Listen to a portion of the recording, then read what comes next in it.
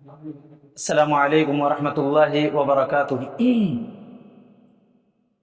الحمد للہ رب العالمین والعاقبۃ للمتقین وصلی اللہ علی نبینا محمد خیر خلقہ وعلی آلہ وصحبہ اجمعین ومن تبعهم بإحسان إلى يوم الدین، اما بعد فقد قال النبی صلی اللہ علیہ وسلم ان لكل قوم عید وهذا عیدنا، متفق علیہ۔ سب سے پہلے اللہ تبارک و تعالیٰ کی تعریف، اس کی کبریائی، بڑائی و بزرگی ہمارے لیے قذیبہ ہے۔ درود و سلام نازل ہو تمام انبیاء و رسول پر، بالخصوص پیارے نبی تاجدار مدنی جناب محمد رسول اللہ صلی اللہ علیہ وسلم پر۔ اللہم صلی علی محمد وعلی آل محمد کما صلیت علی ابراہیم وعلی آل ابراہیم انک حمید مجید۔ اللہم بارک علی محمد وعلی آل محمد کما بارکت علی ابراہیم وعلی آل ابراہیم انک حمید مجید۔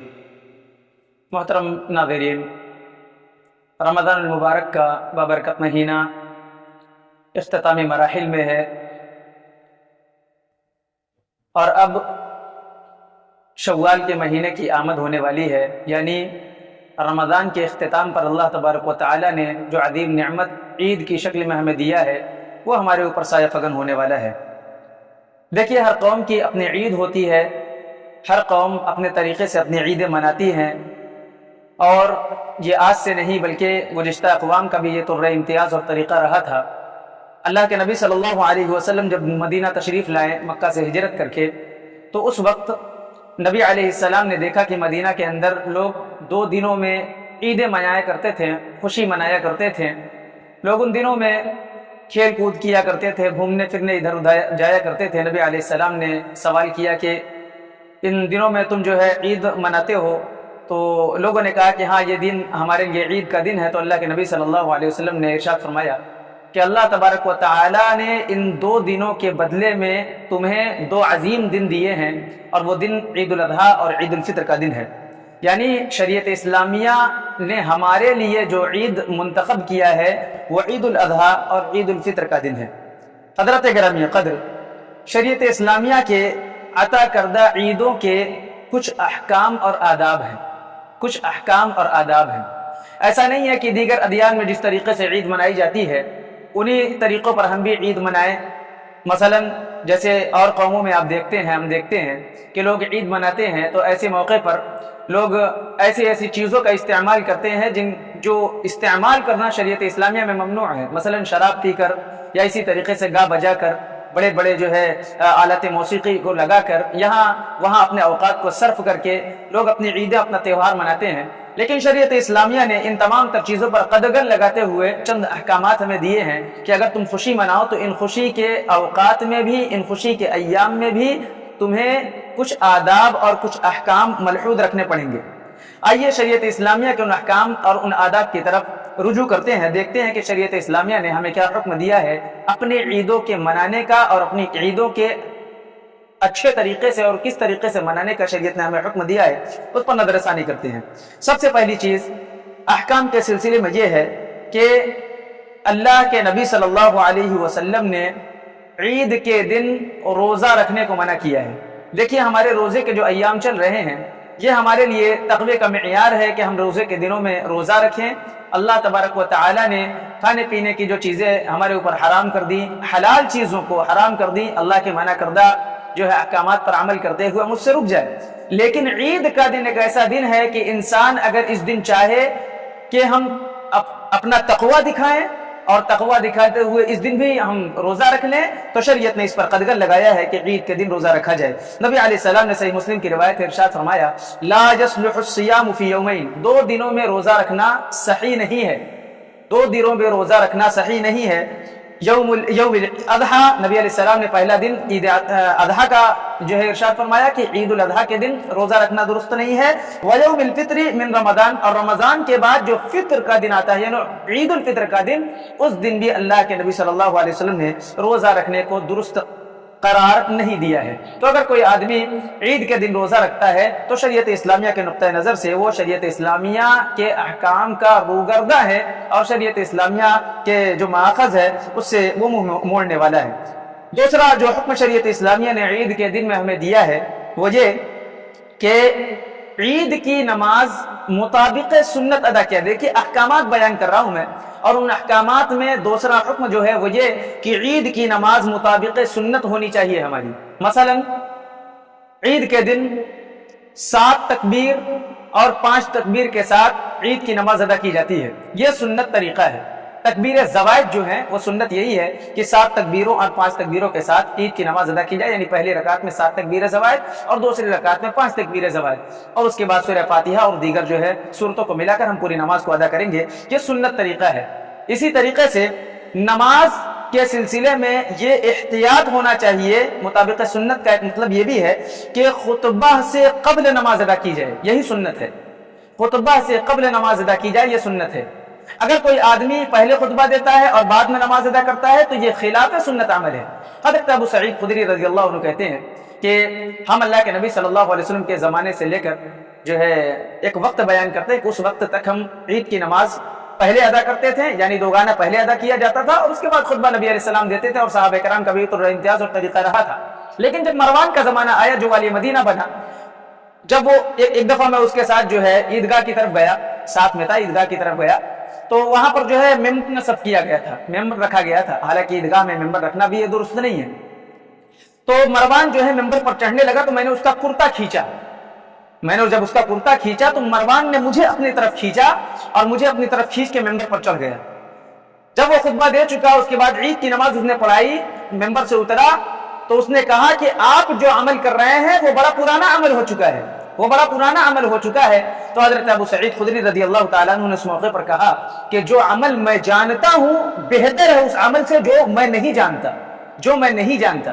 یعنی یہ جو طریقہ آج ہمارے درمیان رائج ہے، بہت سارے ائمہ کے نزدیک بھی اور ان کے مقلدین اور معتقدین کے نزدیک بھی یہ طریقہ رائج ہے کہ وہ پہلے جو ہے جمعے کی طرح جس طریقے سے جمعے میں خطبہ پہلے دیا جاتا ہے، عید کی نماز بعد میں پڑھی جاتی ہے، اسی طریقے سے وہ بھی اپنے جو ہے نماز کو ادا کرتے ہیں، یعنی پہلے خطبہ دیتے ہیں اس کے بعد جو ہے عید کی نماز ادا کرتے ہیں. یہ خلاف سنت عمل ہے. مروان کا یہ طریقہ رہا ہے، اللہ کے نبی صلی اللہ علیہ وسلم کا یہ طریقہ اور صحابہ کرام کا یہ تو امتیاز نہیں ہے. تو عید اللہ کے نبی صلی اللہ علیہ وسلم کے سنت کے مطابق ادا ہونی چاہیے.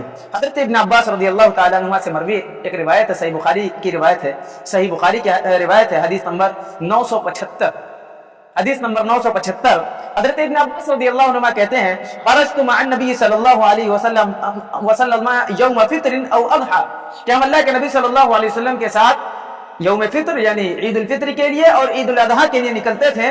فصلى ثم خطب، نبی علیہ السلام کا معمول کیا تھا؟ حضرت ابن عباس کہتے ہیں رضی اللہ عنہ کہ اللہ کے نبی صلی اللہ علیہ وسلم پہلے نماز ادا کرتے ہیں، اس کے بعد خطبہ دیا کرتے تھے، اس کے بعد خطبہ دیا کرتے تھے. تو یہ مطابق سنت نماز ہے، اور یہ مطابق سنت عید کے 2 گانے کا طریقہ ہے کہ پہلے 2 گانا ادا کیا جائے گا، اس کے بعد خطبہ وغیرہ دیا جائے گا. اسی طریقے سے احکامات میں سے ایک حکم یہ بھی ہے کہ نماز عید میں ہم جیسے مرد اور بچے جاتے ہیں اسی طریقے سے عورتوں کو بھی عیدگاہ لے کر جائیں، عورتوں کو بھی عیدگاہ لے کر جائیں. اللہ کے نبی صلی اللہ علیہ وسلم کے دور میں یہ طریقہ رہا تھا. صحیح بخاری کی روایت ہے، حدیث نمبر 324 نمبر کی روایت ہے، اور اسی طریقے سے اور بھی دیگر روایتیں کتب احادیث میں موجود ہے. فقط ایک روایت نہیں بلکہ اس کی تعداد کثیر ہے.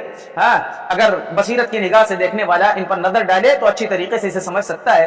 اللہ کے نبی صلی اللہ علیہ وسلم سے سوال کیا گیا کہ کچھ عورتیں ایسی بھی ہوتی ہیں جن کے پاس دوپٹے نہیں ہیں، اور کچھ عورتیں ایسی بھی ہیں جو حائضہ عورتیں ہوتی ہیں، مخصوص ایام میں ہوتی ہیں، حیض کے ایام ہوتے ہیں ان کے، تو ایسی عورتیں کیا کریں؟ تو نبی علیہ السلام نے ان عورتوں سے کہا جنہوں نے یہ سوال کیا تھا، نبی علیہ السلام نے کہا کہ اگر جس عورت کے پاس دوپٹہ نہیں ہے یا جس دوشیزہ کے پاس دوپٹہ نہیں، اس کی سہیلی اسے دوپٹہ دے دے اور اسے عیدگاہ کی طرف لے کر جائے، اور جو ایام ماہواری میں ہو، حیض میں ہو، وہ بھی عید کی نماز میں شریک ہو. ہاں، وہ نماز ادا نہیں کریں گی بلکہ وہ عیدگاہ میں کنارے کہیں جو ہے بیٹھی رہیں گی اور مسلمانوں کی دعاؤں میں وہ شریک رہیں گی، مسلمانوں کی دعاؤں میں وہ شریک رہیں گی. تو یہ چند احکامات تھے. اب آداب کیا ہیں؟ آداب کی طرف آئیے ذرا دیکھتے ہیں کہ عید کے دن کے چند آداب شریعت اسلامیہ نے ہمیں کیا بتلایا ہے. سب سے پہلا ادب عید کے دن یہ ہے کہ ہم اچھی طریقے سے غسل کریں، اچھی طریقے سے غسل کریں. امام مالک رحمہ اللہ اپنے استاد کے استاد سے روایت کرتے ہیں، یعنی امام مالک کے جو استاد تھے وہ حضرت نافع تھے، اور حضرت نافع یہ حضرت عبداللہ ابن عمر رضی اللہ عنہ کے شاگرد تھے. تو حضرت امام مالک رحمہ اللہ اپنے استاد کے استاد سے روایت کرتے ہیں کہ حضرت ابن عمر رضی اللہ عنہ کا یہ معمول تھا کہ عید کا دن جب آتا تو اچھی طریقے سے وہ غسل کرتے تھے اور اس کے بعد تب عید کے لیے نکلتے تھے، نماز پڑھنے کے لیے نکلتے تھے۔ تو غسل کرنا یہ پہلا ادب ہے، موطا امام مالک کی روایت ہے۔ اسی طریقے سے دوسرا ادب جو ہمیں شریعت اسلامیہ نے سکھایا ہے وہ یہ کہ عید کے دن ہم کچھ کھا پی کر نکلے، کچھ کھا پی کر عیدگاہ کی طرف جائیں۔ عید الاضحیٰ کے برعکس یہ عمل ہونا چاہیے۔ عید الاضحیٰ کے دنوں میں اللہ کے نبی کا معمول یہ تھا کہ وہ جب عیدگاہ سے واپس لوٹتے قربانی کرتے، قربانی کے بعد اس کے گوشت سے کچھ تناول کرتے تھے، کچھ کھاتے تھے۔ لیکن عید کے دنوں میں اللہ کے نبی کا یہ معمول تھا کہ نبی علیہ السلام اس دن میں کھا کر نکلتے تھے، اور نبی علیہ السلام سے جو ثابت ہے وہ یہ کہ نبی علیہ السلام کھجور کھا کر نکلتے ہیں، اور اس میں بھی مخصوص طریقہ یہ ہے کہ وہ تاک کھجور کھا کر نکلا کرتے تھے، 1 کھجور یا 3 کھجور یا 5 کھجور کھا کر نکلے۔ اور اگر کھجور کسی کو پسند نہیں ہے یا یہ کہ اگر کوئی کھجور نہیں کھاتا تو کچھ بھی کھا کر نکلے، بہرحال اس دن کچھ کھا کر عیدگاہ جانا چاہیے، یہی نبی علیہ السلام کی سنت ہے۔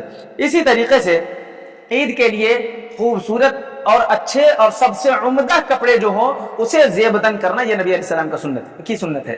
نبی علیہ السلام کا ایک جبہ تھا، اللہ کے نبی صلی اللہ علیہ وسلم نے، ہماری طرح بہت سارے کپڑے تو نہیں ہوا کرتے تھے اس دور میں، مخصوص کپڑے تھے، ان میں چند خاص کپڑے رکھ لیا جاتے تھے جو ہے لوگوں کی طرف سے کہ اسے وہ مخصوص دنوں میں پہنیں گے، جیسے عبداللہ بن مبارک رحمہ اللہ یا اسی طریقے سے دیگر اسلاف کا یہ طریقہ تھا کہ وہ جب لیلۃ القدر کی جب رات ہوتی تھی تو اس رات ان کا مخصوص عمل تھا کہ وہ خاص لباس پہنتے تھے۔ حضرت عبداللہ بن مبارک رحمہ اللہ کے سلسلے میں آتا ہے کہ انہوں نے 1000 درہم میں ایک لباس خریدا ہوا تھا، اور جب لیلۃ القدر کی رات ہوتی تو اس کی عظمت کو بتلانے کے لیے یا اس کی عظمت کو سمجھتے ہوئے وہ اس کپڑے کو نکالتے، اس جبے کو یا اس کرتے کو نکالتے تھے اور اسی رات وہ مخصوص پہنا کرتے تھے۔ تو عید کے دن نبی علیہ السلام کا یہ طریقہ تھا کہ اللہ کے نبی صلی اللہ علیہ وسلم نے ایک جبہ منتخب کیا ہوا تھا اور اسی جبے کو نبی علیہ السلام عید یا کسی خوشی کے موقع پر پہنا کرتے تھے۔ تو ہمارے پاس بھی اگر اللہ تبارک و تعالی نے میسر کیا ہے عمدہ کپڑا، نیا کپڑا عید کے دن پہنے، اچھے طریقے سے ہم جو ہے تزیین کے ساتھ اور خوشبو وغیرہ لگا کر عیدگاہ کی طرف جائیں۔ ہاں لیکن یہ عمل عورتوں کے لیے نہیں ہونا چاہیے۔ ہاں عورتیں بھی صاف ستھرا نیا کپڑا پہنے، اچھی بات ہے، لیکن زیب و زینت اختیار کر کے عیدگاہ کی طرف ان کو نہ لے کر جائے۔ ان کے گھر کے جو افراد ہیں، ان کے گھر کے جو اشخاص ہیں، وہ ذمہ داران ہیں، انہیں منع کریں، اس لیے کہ وہ عید کے لیے اللہ تبارک و تعالیٰ کی عبادت کے لیے وہاں پر جانا، اور اس میں تقوی کا معیار ہوتا ہے، اللہ کے سامنے کھڑا ہونا ہے، وہاں ریاکاری اور اپنا کپڑا دکھانا یہ مقصود نہیں ہوتا۔ اس لیے گھر کی عورتوں کو اس چیز سے باز رکھیں، ہاں اچھا کپڑا پہن کر جائیں، اس کی ممانعت شریعت اسلامیہ میں نہیں ہے۔ اسی طریقے سے ایک عمل جو ہم جس سے کوتاہ رہ جاتے ہیں وہ یہ ہے، اگرچہ وہ عمل واجب نہیں ہے لیکن اس عمل سے ہم بڑی کوتاہی برتتے ہیں۔ عام طور سے دیکھا جاتا ہے کہ جب امام صاحب عید کا دوگانہ ادا کروا لیتے ہیں تو اس کے بعد جب وہ خطبے کے لیے کھڑے ہوتے ہیں تو بہت سارے لوگ عیدگاہ سے نکل جاتے ہیں اور اپنے گھروں کی طرف رواں دواں ہو جاتے ہیں۔ یہ غلط طریقہ ہے۔ آداب میں سے یہ ہے کہ اگرچہ عید کے بعد کا خطبہ سننا یہ واجب نہیں ہے لیکن ادب کا تقاضا یہ ہے کہ عید کا خطبہ سنا جائے، اس لیے کہ وہاں اللہ تبارک و تعالیٰ کے دین کی باتیں ہو رہی ہیں، وہ اللہ تبارک و تعالیٰ کے شریعت کی باتیں ہو رہی ہیں، اللہ تبارک و تعالیٰ کے احکامات کو اللہ تبارک و تعالیٰ نے جو چیزیں ہمارے اوپر نافذ کیا ان نفاذ کو بتلایا جا رہا ہے۔ تو ایک آدمی کے مروت کے خلاف یہ چیز ہے کہ وہ وہاں سے اٹھ کر چلا جائے۔ تو آداب میں سے یہ ہے کہ عید کا پورا خطبہ سنے اور اس کے بعد جو دعائیں امام صاحب کرتے ہیں اس دعا میں شامل ہوں، اس دعا میں شریک ہوں۔ اس دعا کی بڑی اہمیت ہے، اجتماعی طور پر چند مخصوص مقامات پر جو دعائیں ثابت ہیں ان دعاؤں میں ایک مخصوص مقام عید کی نماز کے بعد خطبے کے بعد دیا جانے والا دعا ہے، تو اس دعا میں بھی شامل ہوں۔ تو عید کا خطبہ سننا یہ آداب میں سے ہے۔ دیکھیے عید کے بعد کے جو اوقات ہوتے ہیں ان اوقات کے بھی چند آداب ہیں، وہ یہ کہ ہم اپنے معاملات کو عید کے بعد بھی مرتب کریں۔ جس طریقے سے رمضان المبارک میں ہم جیسی عبادتیں کرتے تھے، ہمارا طریقہ یہ رہنا چاہیے کہ جب رمضان کا مبارک مہینہ بیت جائے اور عید کی خوشیاں ہم منا لیں تو عید کے بعد بھی ہمارا طریقہ وہی ہونا چاہیے جو ہم نے رمضان میں گزاری، یعنی عبادتوں کا وہ تسلسل ہمارے اندر باقی رہنا چاہیے، نمازوں میں حاضری باقی رہنی چاہیے، خاص طور سے نماز فجر وغیرہ یا نماز عصر وغیرہ میں حاضری، یہ جو ہے بڑی اہمیت کی چیز ہے۔ تو ہمارا ہر پورے سال सवाल का मामूल होना चाहिए कि हम अपने आप को अजनबी मुसलमान की हैसियत से साल के 11 महीनों में अपने औकात को सर्फ न करें, बल्कि जिस तरीके से एक मुसलमान होने की हैसियत से हमने रमज़ान का महीना गुजारा है वैसे दीगर अय्याम को भी हम गुजारें। हमारा मामला लेकिन इसके बिल्कुल बरअक्स नजर आता है। हम गुनाहों को मुरतब करते हैं इबादत की जगह, इबादत की जगह हम गुनाहों को तरतीब देते हैं। मसलन अभी रमजान का महीना नहीं गुजरता है, आखिरी मरहले में होते हैं और किसी जो है टॉकीज में या किसी सिनेमा हॉल में कोई सिनेमा लग जाता है, कोई फिल्म लग जाती है, तो हम उसका टिकट एक्स्ट्रा बुक करवा लेते हैं, एक्स्ट्रा बुक करवाते हैं। हराम अमल, और उस पर भी सीना जोरी है कि हम रमजान के मुबारक महीने में उसके फिल्म की जो है बुकिंग करवाते हैं, उसके टिकट की बुकिंग करवाते हैं। हराम दर हराम अमल हम कर रहे हैं, दोहरा हराम अमल हम कर रहे हैं। या इसी तरीके से किसी जगह घूमने फिरने जाना, या हमने शुरू में जो कहा कि दीगर लोगों के ईदों की तरह हमारी जो ईदें गुजरने लगी हैं, हमें अपना मुहासबा करना चाहिए। शराब में लतपत होते हैं ईद के दिन, ऐन ईद के दिन लोग शराब के नशे में लतपत और धुत दिखाई देते। वो मुसलमान जो पूरे महीने नशे से रुका रहा, रमजान मुबारक के ईद का दिन आते ही शराब के नशे में लतपत नजर आता है, कहीं किसी नाली में पड़ा हुआ, कहीं किसी गली में पड़ा हुआ नजर आता है। तो हमारा मामला जो तरतीब का है वो बिल्कुल बरअक्स है। हमें चाहिए ये कि फर्माबरदारी वाले अमाल में हम तरतीब दें, मुनज़्ज़म करें अपने औकात को, अपने ज़हन में एक तरतीब बनाएं, उसके बरअक्स हमारे अमाल गुजर रहे हैं।